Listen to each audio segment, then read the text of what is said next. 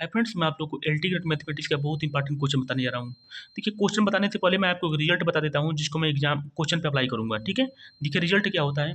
ये linear differential equation का question है। देखिए रिजल्ट क्या है कि D Y by D x plus P Y बराबर अगर क्यू गिवन है इसी टाइप का कोई डिफरेंशियल इक्वेशन, तो यहाँ से सर्वप्रथम उसका क्या निकालते हैं, इंटीग्रेटिंग फैक्टर निकालते हैं। आई एफ का मतलब होता है integrating factor. I F is equal to e power integration P d x को निकाल लेते हैं। क्लियर।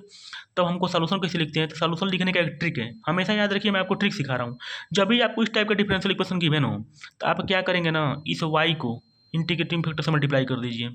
मतलब जो भी डी के साथ ऊपर वाला होगा डिपेंडेंट वेरिएबल, उसको इंटीग्रेटिंग फैक्टर से मल्टीप्लाई कर दीजिए।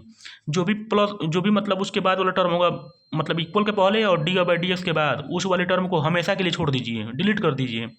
मैं क्या बोल रहा हूँ कि बराबर के पहले और डी बाई डी एक्स के बाद वाला टर्म को छोड़ देते हैं। फिर देखिए छोड़ दिए हैं, इक्वल लगा दिए हैं, फिर इंटीग्रेशन करते हैं किसके साथ, क्यू में इंटीग्रेटिंग फैक्टर को मल्टीप्लाई करके इंटीग्रेशन कर दीजिए। बस आपका सॉल्यूशन तैयार है। आपको क्या करना है, इंटीग्रेटिंग फैक्टर निकलते ही डिपेंडेंट वेरिएबल से मल्टीप्लाई करना है। डिपेंडेंट वेरिएबल क्या होता है, जिसके मतलब जो हमारा ऊपर गिवन होता है। क्लियर, यहाँ पे कुछ भी हो सकता है। ठीक, और क्या करना है, बराबर के पहले और डी वाई बटा डी एक्स के बाद वाले टर्म को छोड़ देना है और बराबर करना है और क्यू में इंटीग्रेटिंग फैक्टर को मल्टीप्लाई करके इंटीग्रेशन कर देना है। बस हमारा सॉल्यूशन तैयार है। क्लियर, आइए हम क्वेश्चन लगाते हैं। क्वेश्चन है हमारा कि if y of x is a solution of differential equation d y बटा d x plus two x y बराबर एक्स, कंडीशन दिया है, मतलब कोई इनिशियल कंडीशन दिया है y of zero equal to zero. ठीक है, देन बताना है कि limit x tends to infinity y of x का मान बताना है क्या होगा। क्लियर, ये चार ऑप्शन दिए गए, माइनस एक बटा दो, minus one, one by two, one. आपको बताना है इसमें से कौन सा ऑप्शन सही होगा। देखिए मैं इसको लगाने के लिए इतना ईजी ट्रिक बताता हूँ कि आप एग्जाम में बहुत ईजी तरीके से सॉल्व कर सकते हैं। सॉल्यूशन में क्या करेंगे, क्वेश्चन को उतार लीजिए जो दिया है, डी वाई बटा d x plus two x y बराबर एक्स। आप कंपेयर किसे करना है, मैं आपको बताया हूँ, डी वाई बटा d x plus P Y बराबर क्यू से कंपेयर करना है ना। मैं इसीलिए तो रिजल्ट बताया हूँ ना, कंपेयर कीजिए। कंपेयर कंपेयर मतलब होता है तुलना करना। ठीक है, डी वाई बटा d x plus P Y बराबर क्यू। अब बताइए, डी वाई बटा डी एक्स सेम है, कोई दिक्कत नहीं है, वाई वाई सेम है। अब पी की जगह पे क्या है, टू एक्स है, और क्यू की जगह पे एक्स है। क्लियर, पी और क्यू का मान निकल गया ना, आप यहाँ से कंपेयर करके देख सकते हैं। तो सर्वप्रथम मैं क्या बताया हूँ कि जब भी लीनियर डिफरेंशियल इक्वेशन दिया होता है तो सर्वप्रथम क्या निकालते हैं, इंटीग्रेटिंग फैक्टर। देखिए क्या निकालते हैं, इंटीग्रेटिंग फैक्टर। तो इंटीग्रेटिंग फैक्टर क्या होता है, e power integration P d x. Clear, आइए निकालते हैं e power integration P d x. तो इंटीग्रेटिंग फैक्टर का फार्मूला क्या होता है, e power integration P d x equal e power integration p का मान कितना है, two x into d x.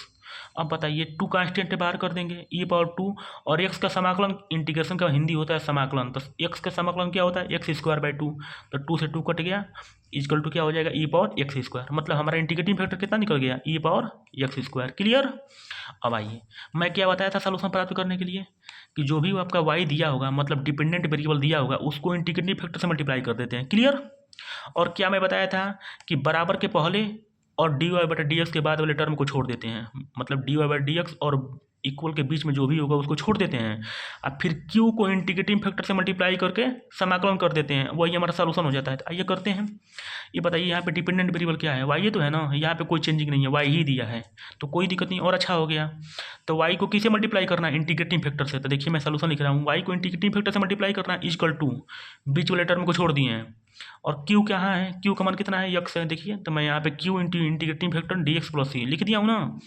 देखिए ये सब लिखने की आवश्यकता भी नहीं है, मैं डायरेक्ट आपको दिखा रहा हूँ। वाई को किसे मल्टीप्लाई, मतलब डिपेंडेंट वेरिएबल को किसे मल्टीप्लाई करना होता है, इंटीग्रेटिंग फैक्टर से। तो Y into e power x square, यही तो इंटीग्रेटिंग फैक्टर है ना, इजकल टू बीच वाले टर्म को छोड़ दिए, मतलब बराबर के पहले और डी वाई बटा डी एक्स के बाद वाले टर्म को छोड़ देते हैं ना, तो टू एक्स वाई को छोड़ देते हैं।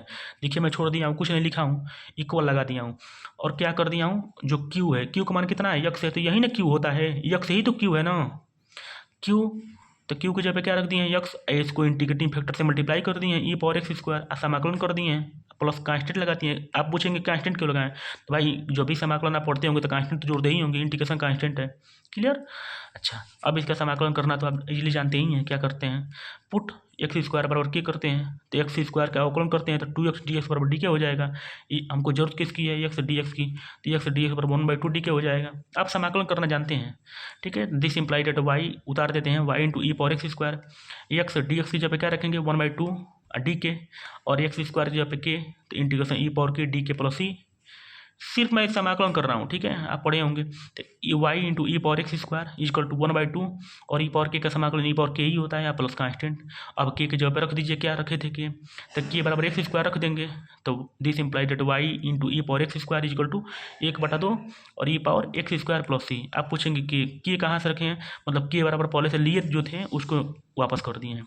अरे इसके कहने का मतलब होता है जो आप कर्जा लेंगे तो कर्जा देंगे ना, तो हम कर्जा लिए थे तो कर्जा यहाँ वापस कर दिए हैं। क्लियर। तो यहाँ पे क्या हुआ है, y into e power x square equal to 1/2 e power x square plus c. Clear. अब देखिए इसके आगे बढ़ते हैं। इसके आगे क्या है, आपको यही तो मिला है ना, y into e power x square equal to 1/2 e power x square plus c ही तो मिला है ना। अब क्या करते हैं, दोनों पक्षों में ई पावर एक्स स्क्वायर से भाग दे दीजिए। क्लियर। तो जब भाग देंगे तो इधर से ई पावर एक्स स्क्वायर कट जाएगा, इधर से ई पावर एक्स स्क्वायर कट जाएगा, यहाँ डिवाइड होगा तो ऊपर चला जाएगा। मतलब आपको simply e power x square से डिवाइड कर देना है दोनों पक्षों में। तो this imply that y equal to क्या हो जाएगा 1/2, क्योंकि यहाँ से ई पावर एक्स स्क्वायर से ई पावर एक्स स्क्वायर कट जाएगा। अब प्लस सी ई पावर माइनस एक्स स्क्वायर हो जाएगा। क्यों, क्योंकि जब ई पावर एक्स स्क्वायर से डिवाइड करेंगे तो जब ऊपर की तरफ जाएगा तो माइनस में हो जाएगा। क्लियर। अब आपको देखिए कंडीशन आपको दिया था क्या, y of zero is to zero. देखिए क्वेश्चन में आपको जब दिया था y of zero is to zero, ऐसा क्यों दिया था। देखिए कहीं भी इनिशियल कंडीशन देता है इसका मतलब क्या होता है, वो कांस्टेंट को रिमूव करने के लिए कंडीशन दिया गया रहता है। अभी आप y of zero is to zero यहाँ पे अप्लाई कर देंगे यहाँ पे, तो अभी कांस्टेंट हट जाएगा। तो कांस्टेंट हटाने की आवश्यकता ही नहीं है, आप हटा भी सकते हैं। देखिए इसके बाद तुरंत स्टेप यहीं आएगा, वाई एफ जीरो इजको टू जीरो लगाएंगे। ऐसा क्यों होता है, आपसे कोई पूछे इनिशियल कंडीशन का काम क्या होता है, तो आप सिंपल बताइए कि जो डिफरेंशियल इक्वेशन होता है उसमें कांस्टेंट को रिमूव करने के लिए, मतलब कांस्टेंट को खत्म करने के लिए हम इनिशियल कंडीशन का यूज़ करते हैं। क्लियर। तो मैं इनिशियल कंडीशन का बिना यूज किए मैं अपने रिजल्ट पे जाता हूँ, क्या करना है मुझे। तो हमको क्या निकालना था, limit x tends to infinity y of x, इसी को मान निकालना है ना। तो जो भी हमारा वाई दिया है उसमें क्या करेंगे, limit x tends to infinity apply कर देंगे। तो अप्लाई कीजिए, इस जो हमारा y दिया है इसी में limit x tends to infinity apply कीजिए। तो limit x tends to infinity y equal to यहाँ पे 1/2 कांस्टेंट है तो अलग हो जाएगा, प्लस इसमें लगाइए limit x tends to infinity c into e power minus x square. Clear. अभी जब x tends to infinity apply करेंगे तो यहाँ पे क्या हो जाएगा, ई पावर माइनस इन्फिनिटी हो जाएगा। ई पावर माइनस इन्फिनिटी का मान कितना होता है, 0 होता है। तो 1/2 प्लस 0 हो जाएगा। मतलब जब एक्स टेंड्स टू इन्फिनिटी करेंगे तो यहाँ पर ई पावर माइनस इन्फिनिटी हो जाएगा। ई पावर माइनस इन्फिनिटी का मान 0 होता है, तो 1/2 प्लस 0 हो जाएगा। इसका मान कितना हो जाएगा 1/2। तो हमारा कौन सा ऑप्शन सही है, सी ऑप्शन सही है, मतलब हमारा आंसर 1/2 आएगा। तो देखिए कौन सा ऑप्शन सही है यहाँ पे, तो यहाँ पे सी ऑप्शन आपका सही है। Thank you.